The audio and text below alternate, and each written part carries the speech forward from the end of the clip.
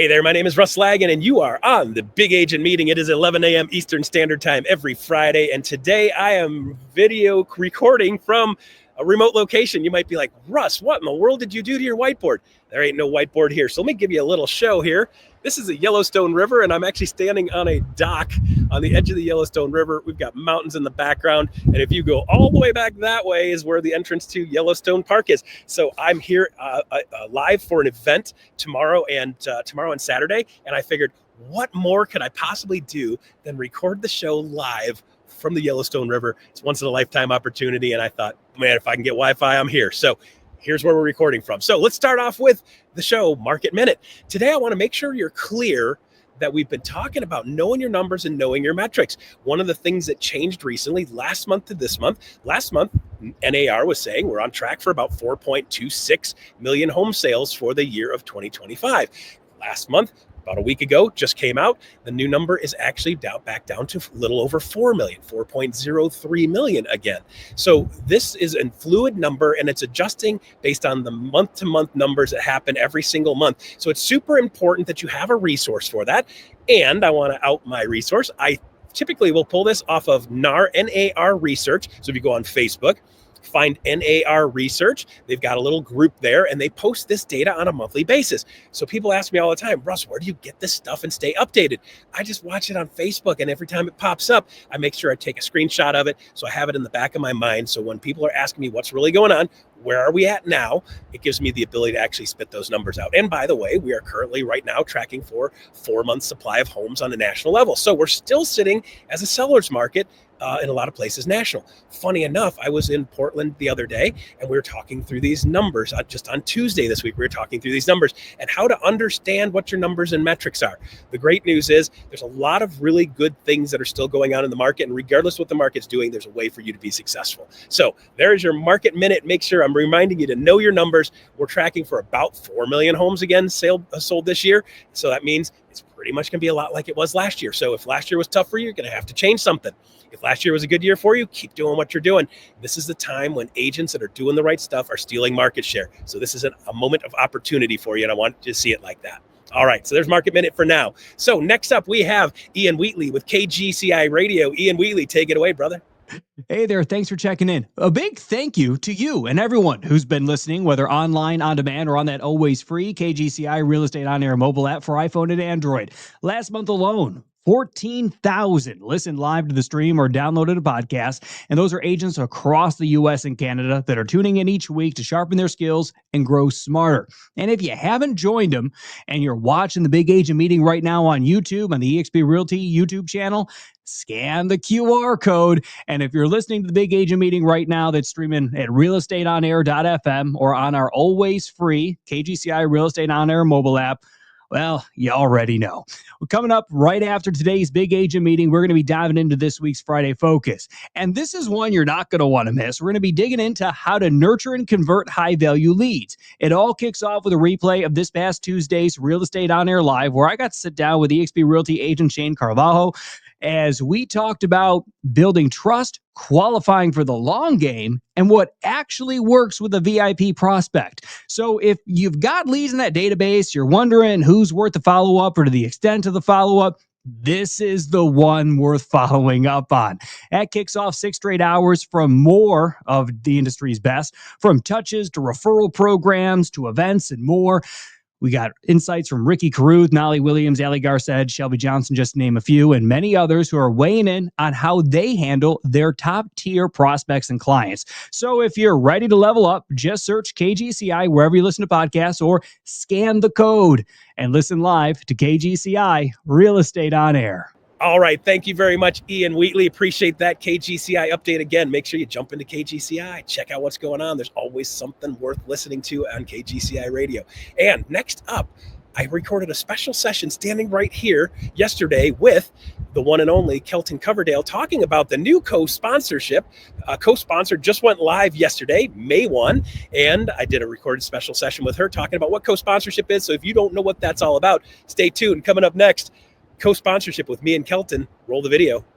Hey there. Today we have a special session. We're going to be talking about co-sponsorship. If you haven't figured out, yesterday, May 1st, was the official launch of co-sponsorship. And I have with me the one and only Kelton Coverdale. She's been running point on the operations side, detailing and dotting the I's and crossing the T's on the back end of co-sponsorship. So Kelton, you still have hair.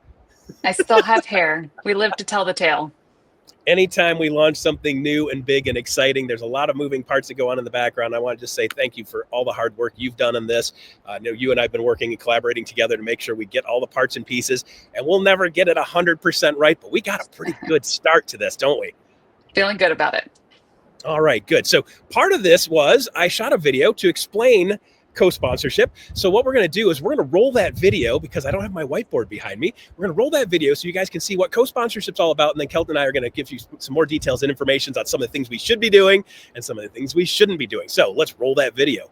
Hi there, Russ Lagan, VP of Growth for EXP. And if you haven't heard already, we've got an exciting new program coming to us, 2.0, one more thing at EXP, which is co-sponsor. So you may have heard of co-sponsor before. Other brands have co-sponsor. And a lot of times in the other brands, here's how co-sponsor goes.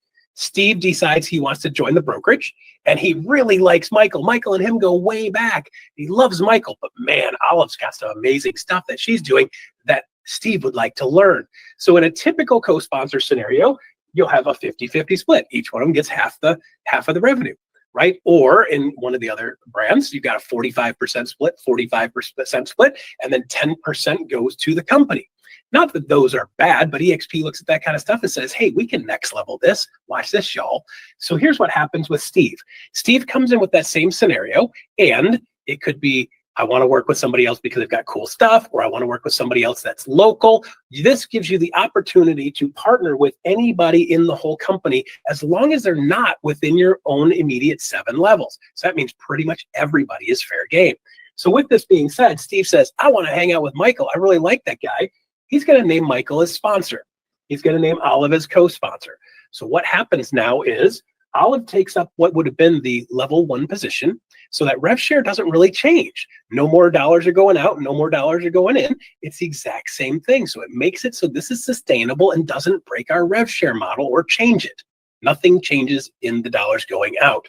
So what happens with Steve is when Steve does a transaction, Michael gets paid rev share as if Steve is on his level 2, which is great because now Michael's going to get paid at 20% since Steve is on his level 2. And the revenue share is going to flow up above the sponsor like it always does in the past. In this one, the scenario with Olive will get paid rev share, which is pretty cool. And then the revenue share stops, does not flow up her revenue share organization also. So with that being said, here's the fun part. Steve has a closing, Olive wins, and Michael wins, which is pretty cool. And Michael's organization gets the rev share just like in the past. A couple of additional things is revenue share goes to Michael. Michael also gets a stock grant being the sponsor, just like we do now. He's going to get the FLQA credit. So when Steven does a sale, it gives him the ability to open levels by getting the FLQA credit for productive agents. And he also will get paid on levels 2 through 7. You may say, Russ, why 2 through 7? Well, Olive is over here. She's getting 1.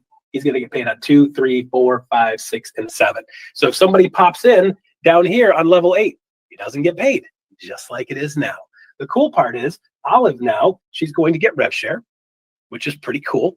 And she's going to get revenue share on levels 1 through 7. So if Steve brings in Joe, Jane, Jack, and so forth as they grow down, she's going to get paid on level 1, 2, 3, 4, 5, 6, and 7 in her organization, which is pretty cool. The other thing is she's going to get the bonus fast start program for 50%. So you get revenue share 50% in year 1. So Steve is closing deals, you get 50% of the rev share for year 1. So with that being said, here's what happens. Olive wins, Michael wins, Steve wins. He gets the support. He gets to hang out with the people he wants to. He gets the knowledge base, he gets the experience, and he gets to work with both organizations to be able to take his business to the next level. That's what it looks like to 2.0 next level co-sponsor at EXP. All right, so there you go. Now, if you watch that video and you're a little bit confused and you have more questions, I would say the first thing you're going to want to do is watch that video 5 or 6 more times, because it's got most of the information. It's got most of the details that you're going to need to be successful with this. So Kelton, now based on that, so people have an understanding of what we're doing with this thing, what are some of the things that we should be thinking and doing? Like, how do we do this? How do we implement this now? So first of all, who's it for? We've got our brand new agents to EXP. So this is for a new sponsee to name. They have the opportunity to choose to name a co-sponsor in addition to the sponsor. So I think Yep. that's super important to know new. And for those agents that are already here to interact, you could be named as a co-sponsor. So Yep. there's an interaction on all fronts, but for the naming, the sponsee has to be new. So I think that's a critical detail there. So Excellent. launch May 1st. And then we've got this reach back period that's important to know about as well. Love that. So dates for that, we've got February 24th through April 30th. If you Yep. have joined EXP within that time frame, you have a one-time opportunity to name a co-sponsor. The form works for you as well. And that has to be done by the end of May. So May 31st, if you have not submitted Yep. that, you forfeit your ability to name a co-sponsor. There you go. So we've got some agents that came in after February 24th, and they're saying, man, if I had known that, I would have. And that's exactly what that look back period is for. So you didn't miss out. You didn't lose anything. It's still available for you guys if you want to do that, right? So if you got somebody that you really wanted to name also, this is an opportunity to go ahead and do that. Okay, so this is for agents that need something a little special in their life. This is for sponsors that are saying, hey, Kelton, you're not in the same town as I am, and I'm bringing this person into the company, and I really would love someone to have some boots on the ground to help that sponsee be more successful. This is a perfect use for co-sponsorship. Wouldn't you agree? Agree, 100%. Good. So, A couple other scenarios. You got some more there, Russ? great. No, you go get it. Couple other scenarios that could work. Maybe you're looking for a specialty skill. So the sponsor that's an old buddy that most influenced you to join, Yep. that's your original sponsor, your primary sponsor that you name, but maybe you're really interested in social media. So you look for that skill-based specialty that you can get out of both. And that's where you get that double leadership, influence and support that we're looking to really offer to our EXP population. Yes, yeah. So there's a couple of other scenarios that work also. So for me, I have a certain skill set. I'm a people person, but I'm not super great with tech. So as a sponsor, if I partner with somebody that had some of the skill sets that I don't have, that dovetail with the skill sets I don't have, what we end up having is a scenario where we can take way better care of people that are coming into the company to make sure, number one, they have the inspiration, they have the drive, they have the enthusiasm, move forward, and the passion. That's what I bring to the table. And then we've got somebody that can help them dot the I's and cross the T's and help them with their CRM. I'm not a CRM specialist. But for me, I always like to be partnered with somebody that has that tech background to be able to make sure that when I bring somebody in, we can take good care of them in all avenues. We've also got some people that are like, hey, I would love to learn to work with people that are specialists with YouTube. So this gives you the ability as a sponsor to collaborate with other people that are in the company. Instead of having to bring people in and hope and do the best you can, you have the ability to collaborate with other people in the company that can really make the best scenario for a sponsee to take care of them. Because overarching goal at EXP is always to make sure we are agent-centric, which means somebody comes in here and they have the best shot at being successful. And sometimes partnering up with somebody that has skill sets that dovetail with yours is a brilliant way to take your business to the next level. Don't you agree? Couldn't agree more. That dynamic support that's given through two different people is, I think, going to change the game. Yeah, so this is 2 + 2 = 5, right? Because That's right. just have two. It's science. Awesome. So let's touch base on a couple of things we don't want people doing.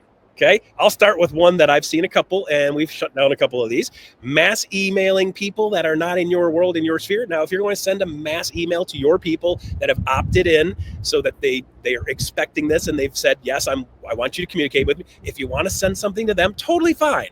But if you start mass emailing outside of your local sphere, your local database, that's when we're going to start to make sure we're being clear that that's not what we're expecting and wanting to be done here. Again, this is not a one size fits all. I'm going to go out there and be a panhandler style of doing business saying, choose me, pick me, pick me, pick me. That's not what this is for. This is for building relationships and taking care of people that are coming into the company. This is not for just going out and mass emailing saying, hey, you can pick me as a co-sponsor. Good? Good. Anything you want to add to this? I'd say that understand each point of view within the trio of a sponsee, a sponsor, and a co-sponsor. They all have a unique vantage point, and it depends on which role you're playing in that scenario to kind of figure out some of the questions, answers, and ideas you might have.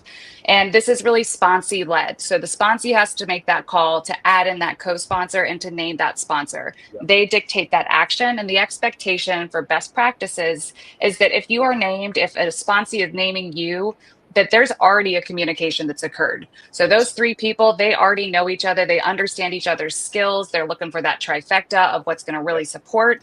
And that's an already established communication before people are jumping in to name others. So that is the best practice and expectation that I'll kind of layer on to what you've said there. Yeah, good. So making sure that the sponsee is aware of what we're doing instead of tattooing the sponsee with a co-sponsor and they have no idea what's going on, not a good scenario. So we want to make sure everybody's communicating what are we doing and how are we going to work together as the three of us to help that sponsee take their business to the next level. So love that. Is there anything else you need to add? I'd say always go to the toolkit. We got an EXP toolkit just for co-sponsor. We have this available in multiple languages, and hopefully we can drop that here. But that is going to be your best resource. You got all your FAQs, you got how-to videos of specifically if I'm ready to name, what do I do? We got a video that's going to break that totally down for you, access to that video, and the form itself is found in my EXP under knowledge base and tools if anyone's looking.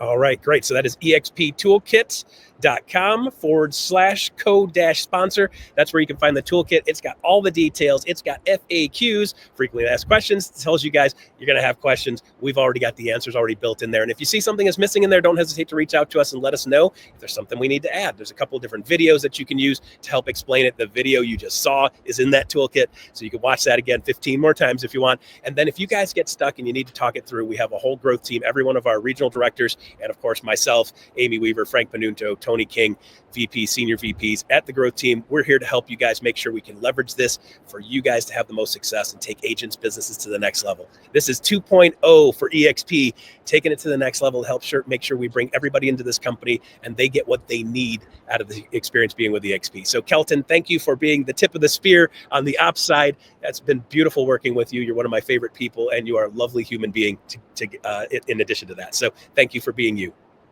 It's been a fabulous adventure, and it's been a pleasure doing it by your side as well. It's been a labor of love for many, many folks. So all coming together. I'm glad to present it forward and hoping that agents are going to enjoy it.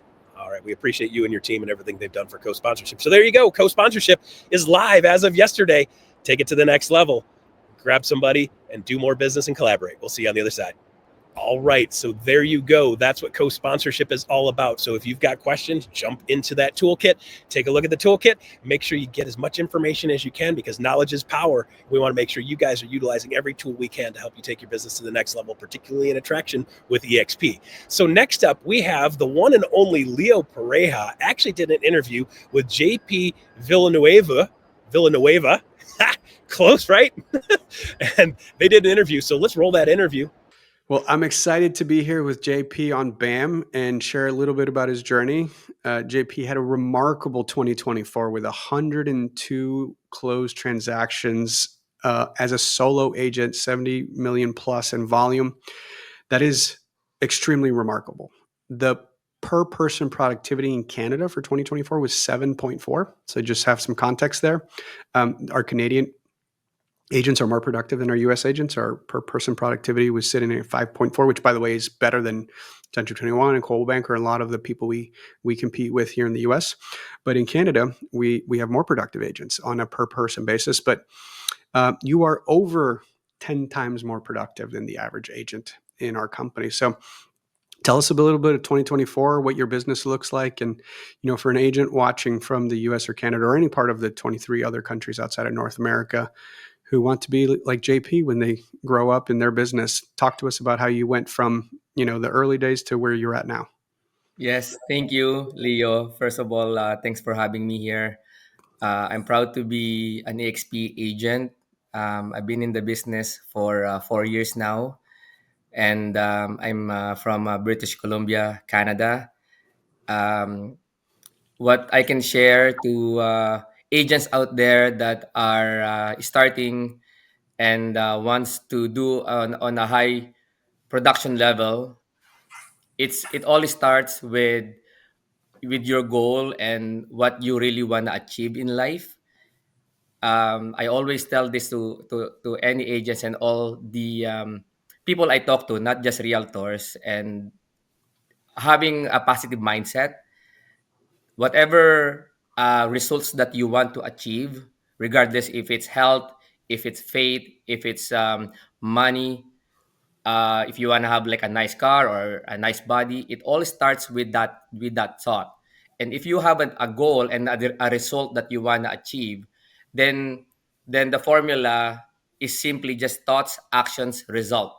So if you want to have 10 deals a year, for example, you've already thought of it. What action can you take in order to generate that 10 deals or 10 families that you're helping? If you want to achieve 100 deals in a year, what actions can you take in order to achieve that 100 families or helping families in a year? So if you are thinking that your thoughts, if you're having negative thoughts in your mind, uh, it's a mindset as well as action. So what I can share to people that are watching this is that every day you can't just do nothing and think of something and expect the result that you want, right? You've gotta take action on how many people are you going to call. What's your sphere of influence? There are many ways in order for you to do that particular activity. Find that activity that will generate that result, and then continue doing that. You will always have uh, you will always improve, go into an improvement in order for you to see that result and then master that skills. So and that helped me thinking in different ways in order for me to achieve and help as many families as I can throughout the year. And so tell me about what that business looks like. Is it buyers, mostly sellers, mostly new construction, resale? Like, let's get down to the details because that's such a remarkable number that I think a lot of people watching are probably just not sure where to start. So excuse me. So it's a mix of everything, but mostly first time home buyers, as the majority of them, with a mix of pre-construction as well as sellers that are downsizing or upgrading.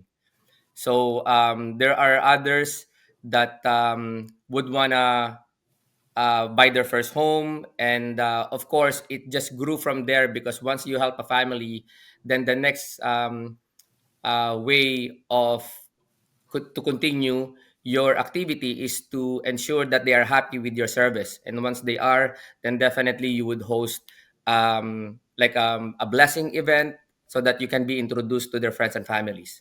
So that's kind of like the routine that I have, in addition to social media, attending events, and just exposing myself out there. So that's actually my focus all the time that I always put in my head. How can I expose more? How can I expose myself more out there so that people know that I'm here?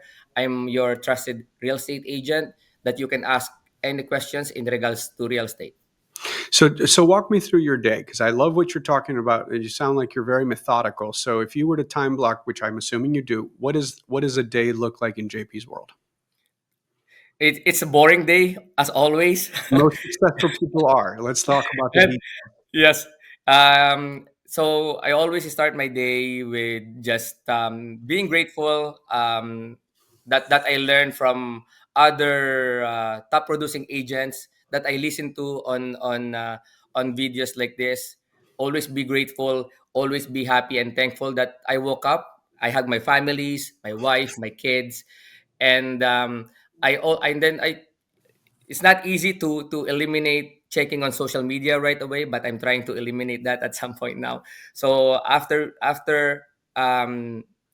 thinking positive as all the time, uh is pretty much my formula and the key that I always think in my head. How can I always think positive? And I'm always doing my best to always think positive the best way I can.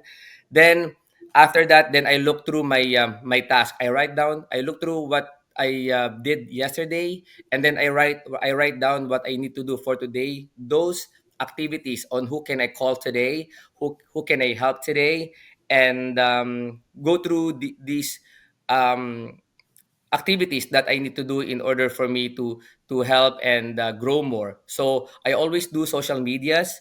I always connect with people. I always connect with past clients. So I have that set up in my calendar on a regular basis, so I don't miss them. every time I get like notifications and stuff that I should contact or I have a meeting, I write them down right away so I do not forget, and then I have them on my schedule. But I do not miss prospecting. So what does your support look like? You're a solo agent, but I'm assuming you probably have some virtual assistants, some form of support. How do you do what you do? Because I did 99 units my best year ever as a solo agent, and I got the flu. I got strep throat 5 times, and I almost ended up in the hospital because I was not doing it in a sustainable way. But you look like you are very healthy and in a great mood on this call. So tell me how you did that, because the way I did it was not sustainable. But I always love to understand leverage systems. Correct. Yes. So I always differentiate being productive versus being busy. And what keeps me busy is not keeping me productive. And what I mean by that is there's a lot of paperwork that keeps an agent busy. I always try to get away from that, and that's one thing that I leverage, right? Um, then, in addition to that, if I ever speak to a potential seller or a potential buyer, I have a script, and it's asking the right questions first of all, in order before you take time to go on the road or meet a potential client. I always try my best to ask the right questions, whether it will be right away or it will take some time before I spend my time and do showings and listing appointment. So I always do my best in order for me to uh, help as many families, is to ensure that I ask those questions first. Amazing. And for an agent who's doing 9 deals a year, 7.4 deals a year, who wants to get to where you're at, first of all, how much time should they give themselves? And what are the non-negotiable things they could jump on right now as a 1, 2, 3 most important things they can change in their world to make their world look a lot more similar to yours? Yes. So if those agents that are doing around 7 or 10 deals, first of all, congratulations to you. You are there already. Um, it's always wanting more. I was at that point where I was doing 10 and 20 and 30, but I always think myself that I can do more. So you've got to have on your mindset that have how can you leverage your time in order for you to double that from 10 to 20, from 20 to 40, and then master that skills. So when I figured out on myself that I can that I can talk to more people and expose myself more, that's what I ended up doing because I know I have more time. So in order for me to get that activity, because that activity is the only way for me to generate that result, I had to now transfer those things that will keep me busy, which mainly are the administration job. Pretty much, there's a lot of paperwork that is involved, right? So that helped me leverage my time so that I can focus on just talking to people. So I made a social post about that this week, so it's very timely. So I'll say it again. I give people a math problem. So take your commission income from last year divided by 2,080. That's what the Department of Labor says is a full-time employment. It'll give you your hourly rate, right? And you'll find out if you're making $20 an hour, $15 an hour, $100 an hour, $300 an hour.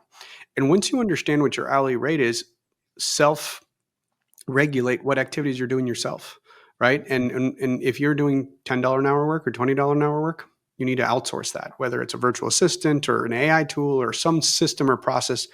So, because what can't be replicated is what you're doing, what's interacting with people, creating content on social, messaging them. And I think people don't, I'm active on social, where when I get tagged and stuff, I comment, and it's not an assistant, it's not somebody else, it's me, and I'm interacting and trying to generate relationships at scale. And so agent businesses are the exact same way. And I'm hearing you say that you focus on your dollar productive activities. Thank you for clarifying that, Leo. Absolutely, you're correct. If somebody can be here as an assistant beside me and do that and speak with you right now, so I can talk to client, or I can talk to a potential family that I can help. I would do that and have an assistant or somebody else sit here and speak with you. But they cannot do that. I am the person that speaks to the client. I am the person that is doing this so that I can expose myself even further and provide value, right? What we're doing right now Someone is who's got not a just helping customer families. in Ontario could pick up the phone and refer them to you because they just heard your story. That is correct. So it's not just helping families. Aside from that, helping families with their real estate needs, I'm selling myself that I am a trusted, reliable person that you can ask question, and I will do my best in order for me to assist you in any way I can. Perfect. Well, I appreciate you coming on the time for the time and coming on here and sharing as much as possible. And I look forward to seeing you at the next EXPCon. Hopefully, come to Miami, and anybody else who's watching. Take care. Thank you so much. Thank you, Leo. Have a great day. All right, so there you go. Always love it when Leo interviews people. He always has a great way of asking questions and pulling great information out of people. Thank you, Leo, for doing that. Thank you, JP. Great interview, great content. Love seeing you guys do that. Thank you very much. All right, so next up, we have Bryon Ellington with eXp University, and he's got a special session with Aaron Novello talking about winning clients.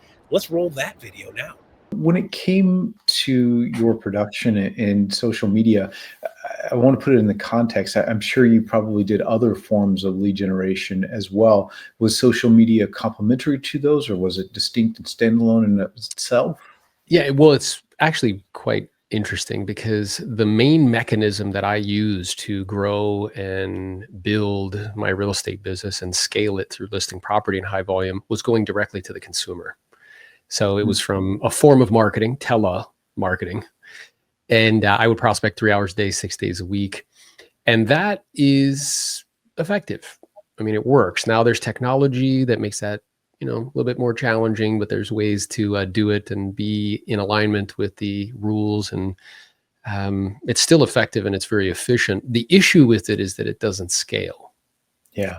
And that it's limited in its capacity, right? So I recognized probably 3 or 4 years ago when I made this transition over to EXP that I understood how to list property in high volume very, very well, inside and out. I did not understand media, and I didn't understand it in the same way that I understood how to list property in high volume. I recognized, though, that it was very important and it was a pattern, right?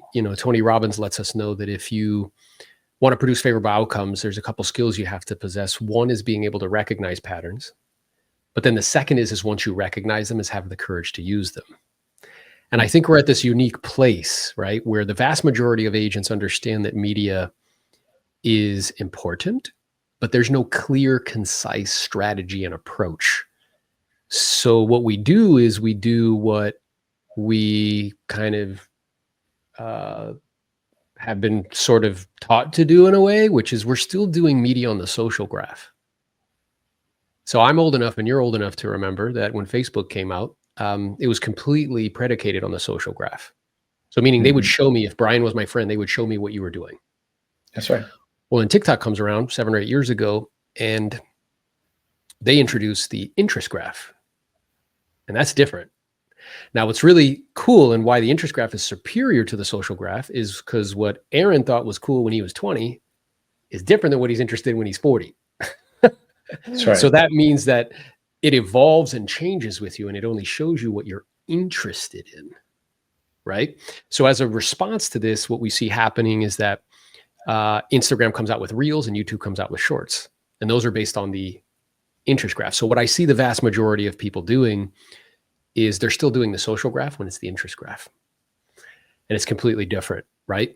And to circle back and answer your question, I recognize I didn't understand this. So what I did, what I always do when I don't understand something, is I sought out a guide. I found a guy who had 6 businesses that do $1 million a month, and his primary client acquisition channel was media. I paid him $25,000 to teach me. So I was on calls. My content creators were on calls with his content creators. We sucked everything out of their brain on specifically how to use these platforms, the difference between short, medium, and long form, difference between the social graph and the interest graph. And that has resulted in I went from very little attention on Instagram, about 2,000 followers, to about 60,000 now. It turned into last year 1.8 million views on YouTube, 70,000+ hours worth of watch time. So yeah, I learned it after selling real estate in high volume, if that's true. Like once I made the decision to transfer over to EXP, I recognized, hey, with what I was doing as far as attraction, this is like really, really important. So I went down the path of learning it. What I would also propose or suggest is what I've learned now, I help agents, whether they be in our coaching company or people in our organization, apply to generating leads for their real estate business. And it works just the same. Well, yeah. You said something at the outset too that struck me, and that is in traditional real estate, I would have told you that most of us get on the treadmill of lead generation, right? Whatever our particular form is, FSBOs, expireds, open houses, doesn't matter. We get on that treadmill. And until we build and effectively work a database, we're going to stay on that treadmill.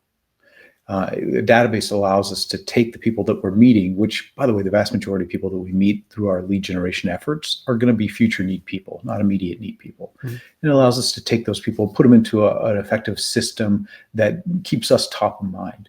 What I've come to find in these conversations with people like yourself is that social media is an extension of your CRM, so to speak, right? When used effectively. And that then becomes that sort of strategy. Now you use it for attraction, but to your point, this is the same thing for real estate sales. As I'm talking to these social media gurus who are killer agents, and they're using it for that. Yeah, and I think absolutely 100%. And I also think, so there's some key things that if somebody was watching this, I think to myself, okay, what would be like 3 or 4 things that I could share with you that would get you 80% of the way there? Okay. The first is the difference between the social graph and the interest graph. So the vast majority of everybody is posting pictures of their kids and their vacations and what they're doing, and nobody cares. Okay. Nobody. So they're doing that. Yeah. They're doing that wrong. Okay. Yeah. Now this, and I always find it interesting where I like, when I'm talking to agents, I'm like, why are you guys posting pictures of you working out? Last time I checked, none of you guys make money from being like, a physical trainer. Like, right. It's just lazy. And it's really people using social as a mechanism to gratify their ego. Like, look at me. You're not actually positioning yourself as a guide to help anybody to solve their problem. So the first is social graph versus interest graph. The second thing I would suggest or propose is everybody should go out and get the book Story Brand, Building a Story Brand, and they should read it. Building a Story Brand. Okay. Yeah, because what we don't, his name's Donald Miller. Okay. And I saw Donald Miller speak, and I don't know if I'm sure you've had those moments because education is your thing, where you're in the presence of somebody and you know what they're saying is true. Like, I don't need to debate it in my mind. I looked at my wife, I'm like, this is the way, like a Mandalorian. He knows exactly what he's talking about.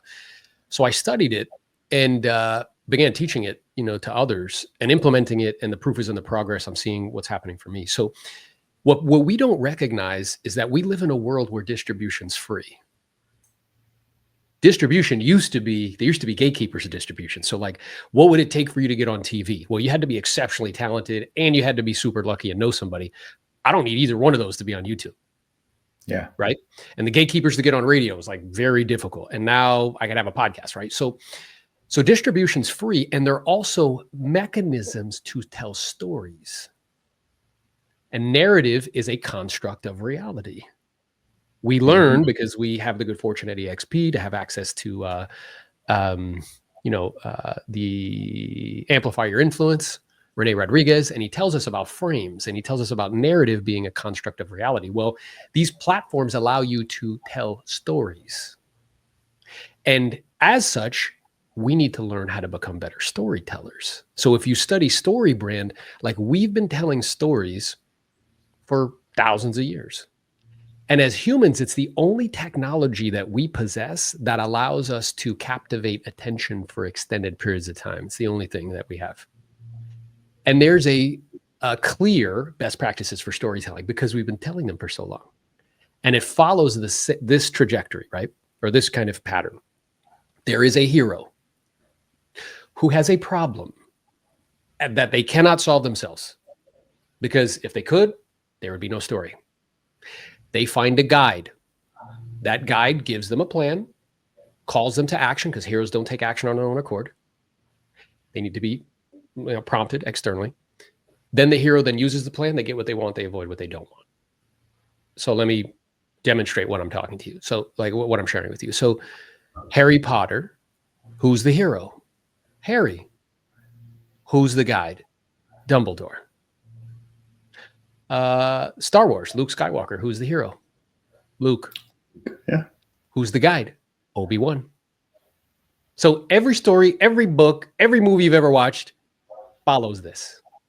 So what I find super interesting, okay, is going back to social graph versus interest graph and the way people are doing it. If you think about it, who's the second weakest person in the story? The first weakest is the villain. So like Voldemort didn't even have a body. But who's the second weakest person in the story? The hero. Does Harry know that he's the best wizard on the planet? No Nope. idea. Does he even know how to use magic? Nope.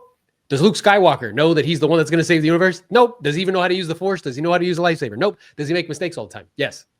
Who's the strongest person in the whole character, in the whole character in the whole story? Who's the strongest? The guide. We actually root for the guide.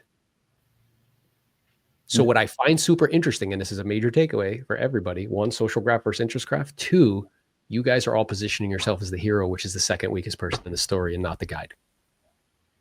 So all of your media should be designed around you being a guide to help people to solve their problems.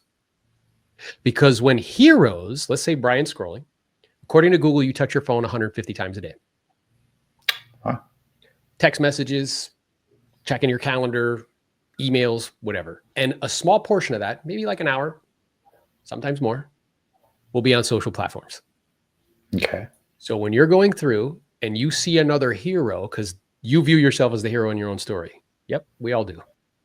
So when you see another hero, do you know what goes through your mind? Oh, Aaron's a hero just like me. I wish I could stop and listen to what he has to say. I'm too busy trying to find a guide to help me to solve my problems. And we all have problems. We have financial problems, marital stuff, spiritual stuff, money stuff. We're all trying to solve our problems. So the second major thing that I see people doing that's completely wrong is they're making themselves the hero. They're not positioning themselves as a guide to help anybody to solve their problems. An example would be, let's say in the context of selling real estate, instead of like, here's a home I just sold. Who's the hero? Yeah. Yeah, me. Me with the little key. Who's the hero? Me, right? Instead, hey, here's a homeowner who had this problem. Who's the hero? The homeowner. They didn't know what they were going to do or how they could solve that problem. We connected. Who's the guide? We use this 3-step plan. 1, 2, 3. Here's the hero getting what they want and avoiding what they don't want. So if you want to have a confidential conversation about your home, DM me the word sell. Now I'm doing it in story branded format, positioning me as a guide to help them to solve their problems. And then people will reach out to you, not because you post pictures of yourself working out. Love it. So let's talk about attraction, since that's your particular bent with social media. First off, social media just could be a variety of platforms. What are the platforms that you rely on most? Yep. So here's what I would suggest is like understanding the platforms and what they're for and how to use them. So you have to build an ecosystem of attention. Okay. Short form, medium, and long. And these platforms help you to do it. So the way I describe short form, that's 60 seconds or less. And what that's like is like sitting in a room with billions of people and going like this. Hey, hey, hey. Why would anybody want to stop scrolling and pay attention to you? Okay, that's short form. That's Reels, that's YouTube Shorts, that's TikTok. Medium form is, let's say, a 10 to 20 minute video that's on YouTube. Long form is what we're doing now. It's like an hour, and that usually lives on YouTube. So you want to build an ecosystem of attention. What I've learned is that short form, the goal is to walk them down the path from short to medium to long. And here's the reason why, is they've done studies that show if somebody consumes 15 hours worth of content, there's a very high degree of probability they will engage with you. in some capacity, in a business capacity. Well, in order to get that on short form content, they would need to watch 5,000 pieces of content from start to finish. In order to get that on long form or medium form, even if let's say I have 30 videos, they watch half that are an hour long, I'll still get there. So the idea is you want to create this ecosystem of attention. I also would suggest or propose, because these platforms have the capacity to like deplatform you, they feel like it. So I think being overly reliant on one is actually quite vulnerable. So I would propose be where the attention is. And I would suggest short, which is Instagram, primarily Reels, TikTok for short as well, YouTube Shorts as well, with the goal and objective of getting them to the long form, which is YouTube. Okay. So you're building funnel toward it. And I like the idea about having a variety of platforms, because algorithms change, platforms get banned by governments, blah, blah, blah. Yeah. So I think that makes all the sense in the world. And so for you, then the goal is to drive them ultimately to a YouTube longer form video. Yeah, because what I think is true is that the best way to show somebody you can help them is to help them for free. Yeah. The most scalable way to do that is media. Yeah. So if you think about this, you have to get like really clear on who your avatar is. Let's say your avatar is a buyer and a seller. Great. Well, what do they want to know about? Not what do I want to shoot content about? What do they want to know about? And how can I shoot it in a format, create it in a format that's story branded, that positions me as a guide, not as a hero, to help them solve their problems. Create that ecosystem that takes them from short to medium to long, right? And then the same thing is true. Is equally as applicable to attraction. So we know that despite the fact that we gave out a bunch of money in revenue share, only 12% of the company participated in it. So that means the other 78% want to know about one thing and one thing only. They want to do more deals. So they want to know how to convert at higher levels. They want to know what lead sources are better and all of that. And what I think is true as well is where we are in our cycle of growth as a company. We went 10 years with zero competition. That's fantastic. Amazon went 7 years with no competition. That's unbelievable. So in that environment, sending people videos explaining what the model looks like, or perhaps picking up the phone and calling people, it was more effective in that environment. In an environment now where we're the incumbent, we're the mature, there's 66 models that claim to look like us, shouting down models is a loser's game. So instead, you should try to become the type of person that somebody would say yes to without even knowing what you're doing. The best way to do that is to, again, the best way to show them you can help them is by helping them for free and equipping them with what they need. Specifically, let's say it's agents on how to do deals in higher volume. And if it's a different avatar, like buyers and sellers, what they need in order to accomplish their goals and objectives. You know, I talked to Hallie McCrory up in the Dallas area. And when you look at her metrics from Instagram, her viewers are her, right? I mean, like age range, gender, all of it. And so she just talks to what she loves. She talks to what she knows. And all of a sudden her tribe shows up. Yeah. So what's wild is, to that point, like I know from looking at my metrics, 70 to 80% of everybody who watches my content is a man between the ages of 18 and 45. Which I'm going to guess you, I'm not going to ask your age, but I'm going to guess. Hey, we're grownups. I'm 44. So, yeah, but like what's wild is when I'm at events or whatever, do you know who's surrounding me? The avatar, 18 to 45-year-olds that come up to me like, hey, I've been watching your content. Cool. Helpful. I hope it is. Now, so it's like knowing who your avatar is, knowing what they're interested in. And what I would propose, if you think about that, there's multiple levels to that. But let's say like buyers or sellers, like let's say that client I was talking to you about that I coach in Massachusetts, and she's tripled her business, right? And I told her, I'm like, you want to become the local mayor and the digital mayor. So we've been intentional and purposeful in both areas. And what I told her is like, yeah, you want to become a guide that you want to position yourself as a guide to help people to solve their problems, and they'll start reaching out to you. And that's precisely what's been happening over time, but it took time to accomplish that. Yeah. And Yeah. So, what I would suggest to people is like, like in terms of her avatar, a lot of people move from she knows where they come from. They're all moving from like this area in New York and this area here and this area there. She knows who they are. So what I told her is like, let's think about it. Like, let's go to a whiteboard and be like, okay, every single time that you meet with one of those people, what questions do they ask you? They ask me about this. They ask me about that. They ask me about this. I'm like, what's fantastic? She's like, what? They're telling you what to create content on. So we write it all down. Okay, cool. Now your job is to go create content in a story branded format to answer their questions. And then what will happen is I told her you can create this video series, let's say of like, how to buy a home if you're coming from out of the area, which most of our people do.